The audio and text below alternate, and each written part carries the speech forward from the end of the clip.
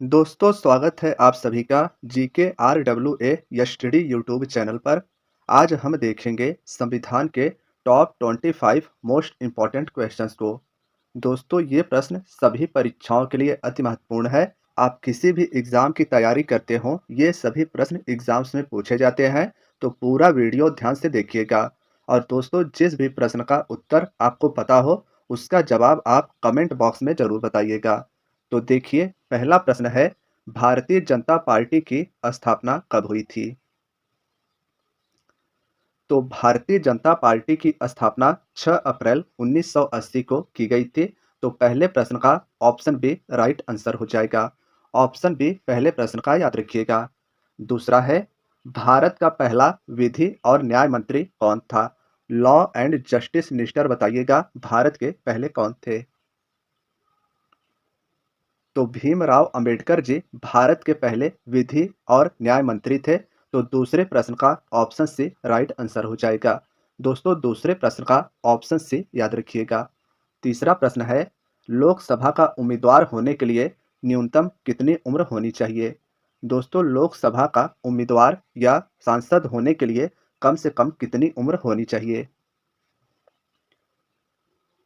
तो तीसरे प्रश्न का ऑप्शन ए 25 वर्ष उम्र कम से कम लोकसभा का उम्मीदवार होने के लिए होनी चाहिए। तो इस प्रश्न का ऑप्शन ए आप याद रखिएगा। चौथा प्रश्न है, राज्यसभा का उम्मीदवार होने के लिए अल्पतम या न्यूनतम कितनी उम्र होनी चाहिए? तो राज्यसभा का सांसद या उम्मीदवार होने के लिए कम से कम व्यक्ति की आयु 30 वर्ष होनी चाहिए। तो चौथे क्वेश्चन का ऑप्शन ए राइट आंसर हो जाएगा। साथियों वीडियो के सभी क्वेश्चंस अति महत्वपूर्ण है और परीक्षाओं में बार बार पूछे गए हैं। तो जिस भी प्रश्न का उत्तर आपको पता हो, उसका जवाब आप कमेंट में जरूर बताइएगा। देखिए पांचवा प्रश्न, योजना आयोग को कब बनाया गया था? तो 1950 में योजना आयोग को पंडित जवाहरलाल नेहरू जी के द्वारा बनाया गया था। तो इसका ऑप्शन भी राइट आंसर हो जाएगा। छठवां प्रश्न देखिए, नीति आयोग को कब बनाई गई? साथियों नीति आयोग को बनाया गया योजना आयोग के स्थान पर। और इसे कब बनाया गया? तो 1 जनवरी 2015 को प्रधानमंत्री नरेंद्र मोदी जी के द्वारा नीति आयोग की स्थापना योजना आयोग के स्थान पर की गई थी। तो छठवें क्वेश्चन का ऑप्शन ए राइट आंसर हो जाएगा। भारत की स्वतंत्रता के समय गवर्नर जनरल कौन थे?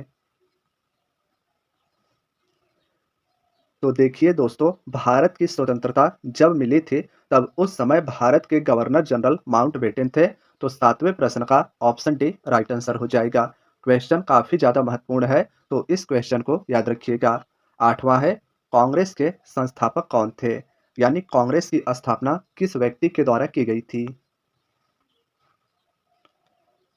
तो देखिए आठवें प्रश्न का ऑप्शन बी ए ओ ह्यूम इसका सही उत्तर हो जाएगा। कांग्रेस की स्थापना ए ओ ह्यूम के नाम से ए ओ ह्यूम के द्वारा की गई थी। आगे देखिए, भारतीय राष्ट्रीय कांग्रेस या कांग्रेस के प्रथम अध्यक्ष कौन थे? तो नौवे क्वेश्चन का ऑप्शन ए WC बनर्जी इसका सही उत्तर हो जाएगा। कांग्रेस की स्थापना ए ओ ह्यूम के द्वारा 1885 में की गई थी और कांग्रेस के पहले अध्यक्ष WC बनर्जी जी थे। आगे देखिए, भारत का ग्रैंड ओल्ड मैन किसे कहा जाता है? साथियों जिस भी प्रश्न का उत्तर आपको पता हो, उसका जवाब आप कमेंट बॉक्स में जरूर दीजिएगा। और वीडियो के लास्ट में 25 में से कितने प्रश्न आपके सही हैं, इसे भी जरूर बताइएगा। तो देखिए दादा भाई नौरोजी जी को भारत का वयोवृद्ध पुरुष या grand old man of India कहा जाता है। तो 10वें प्रश्न का ऑप्शन ए सही उत्तर हो जाएगा। 11वां प्रश्न देखिए, रोलेड एक्ट को किस वर्ष पारित किया गया था? तो 1919 ईस्वी में रोलेट एक्ट को पारित किया गया था। 11वें प्रश्न का ऑप्शन बी राइट आंसर हो जाएगा। ऑप्शन बी 11वें प्रश्न का याद रखिएगा। भारत छोड़ो आंदोलन कांग्रेस ने कब शुरू किया था?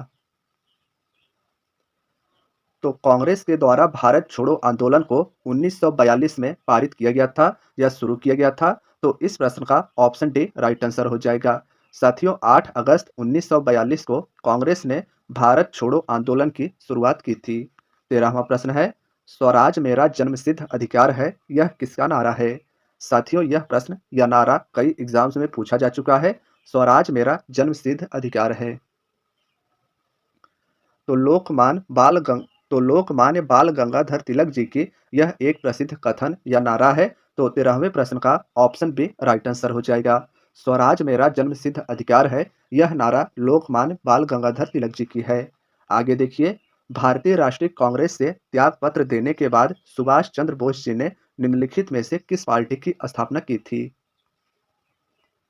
तो साथियों, फॉरवर्ड ब्लॉक की स्थापना सुभाष चंद्र बोस जी के द्वारा कांग्रेस से त्यागपत्र देने के बाद की गई थी। तो 14वें क्वेश्चन का ऑप्शन डी याद रखिएगा। कई बार यह क्वेश्चन एग्जाम में पूछा जा चुका है। साथियों, वीडियो अगर पसंद आ रही हो तो वीडियो को लाइक अवश्य कीजिएगा। चैनल पर नए हैं तो चैनल को सब्सक्राइब भी अवश्य कीजिएगा। देखिए, आगे क्वेश्चन में पूछा गया है, फूट डालो और राज करो की नीति किसने अपनाई थी? दोस्तों, फूट डालो और राज करो की नीति कर्जन के द्वारा अपनाई गई थी। इसी ने बंगाल को विभाजित किया था और इसका नीति फूट डालो और राज करो की नीति थी। नेक्स्ट देखिए, गदर पार्टी का मुख्यालय कहाँ पर स्थित था? दोस्तों, भारतीय स्वतंत्रता संग्राम में महत्वपूर्ण योगदान देने वाले गदर पार्टी का मुख्यालय अमेरिका के सैन फ्रांसिस्को में स्थित था। तो इस प्रश्न का ऑप्शन डी राइट आंसर हो जाएगा। 16वां क्वेश्चन एग्जाम के पॉइंट ऑफ व्यू से काफी ज्यादा महत्वपूर्ण है, तो इसे आप याद रखिएगा। भारत की आजादी के समय ब्रिटेन का प्रधानमंत्री कौन था? तो भारत के आजादी के समय ब्रिटेन का प्रधानमंत्री क्लीमेंट एटली था। तो 17वें प्रश्न का ऑप्शन ए सही उत्तर हो जाएगा। आगे देखिए, दिल्ली चलो का नारा किसने दिया था? साथियों, दिल्ली चलो का नारा बताइएगा कि निम्न में से किसके द्वारा दिया गया था? तो सुभाष चंद्र बोस जी ने दिल्ली चलो का नारा दिया था। इस प्रश्न का ऑप्शन बी सही उत्तर हो जाएगा। ऑप्शन बी इस प्रश्न का दिल्ली चलो नारा सुभाष चंद्र बोस या एस.सी. बोस के द्वारा दिया गया था। आगे देखिए, निम्नलिखित में से कौन सीमांत गांधी के नाम से जाने जाते हैं? तो देखिए, खान अब्दुल गफ्फार को सीमांत गांधी के नाम से भी जाना जाता है। तो इस प्रश्न का ऑप्शन सी सही उत्तर हो जाएगा। सीमांत गांधी के नाम से खान अब्दुल गफ्फार को जाना जाता है। नेक्स्ट देखिए, गोवा भारतीय गणतंत्र का एक हिस्सा कब बना था? तो दोस्तों, गोवा पर 1961 से पहले पुर्तगालियों का कब्जा था, लेकिन भारतीय गणतंत्र का हिस्सा गोवा 1961 ईस्वी में बन गया था। तो 20वें क्वेश्चन का ऑप्शन ए राइट आंसर हो जाएगा। आगे देखिए, निम्नलिखित में से कौन भारत का लगातार 2 बार राष्ट्रपति बना था? तो भारत देश के पहले राष्ट्रपति डॉक्टर राजेंद्र प्रसाद जी लगातार 2 बार भारत के राष्ट्रपति बने थे। तो इस प्रश्न का ऑप्शन बी राइट आंसर हो जाएगा।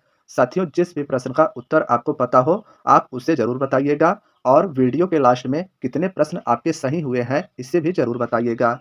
तो देखिए, 22वां प्रश्न, संविधान सभा के सम्मुख किसने संविधान की प्रस्तावना को प्रस्तावित या पेश किया था? तो जवाहरलाल नेहरू जी ने संविधान सभा के सामने भारत के प्रस्तावना को पेश किया था। तो इस प्रश्न का ऑप्शन भी राइट आंसर हो जाएगा। आगे देखिए, 23वां प्रश्न, राज्यसभा को कब भंग किया जाता है? दोस्तों, भारत के राज्यसभा को उच्च सदन कहा जाता है और यह कभी भी भंग नहीं हो सकता। तो इस प्रश्न का ऑप्शन डी राइट आंसर हो जाएगा। याद रखिएगा कि राज्यसभा के सदस्यों का कार्यकाल 6 वर्ष का होता है, लेकिन राज्यसभा कभी भी भंग नहीं होती है। आगे देखिए, भारत में मंत्रिपरिषद सामूहिक रूप से किसके प्रति उत्तरदायी होते हैं? साथियों, वेरी वेरी इंपॉर्टेंट क्वेश्चन है। बताइएगा कि मंत्रिपरिषद भारत में सामूहिक रूप से किसके प्रति उत्तरदायी होते हैं? तो भारत में मंत्रिपरिषद सामूहिक रूप से लोकसभा के प्रति उत्तरदायी होते हैं, यानी कि ऑप्शन ए इस प्रश्न का राइट आंसर हो जाएगा। साथियों, वीडियो का आपका 25वां क्वेश्चन है, भारतीय संविधान द्वारा मौलिक अधिकार निम्न में से किसे प्रदान किए गए हैं? इसके बाद एक क्वेश्चन आपका टेस्ट क्वेश्चन होगा, तो उसे भी आप जरूर बताइएगा। तो देखिए दोस्तों, भारतीय संविधान के द्वारा मौलिक अधिकार भारत के समस्त नागरिकों को दिए गए हैं। तो इसका मतलब इस प्रश्न का ऑप्शन भी राइट आंसर हो जाएगा। साथियों, आज के वीडियो का आखिरी क्वेश्चन आपका टेस्ट है। बताइएगा, संसद की संयुक्त बैठक की अध्यक्षता किसके द्वारा की जाती है? प्रधानमंत्री, राष्ट्रपति, लोकसभा अध्यक्ष या मुख्यमंत्री? तो साथियों, आज की आपकी वीडियो यहीं तक थी। 25 या 26 में से कितने क्वेश्चंस आपके सही हुए हैं, इसका जवाब हमें कमेंट बॉक्स में जरूर बताइएगा।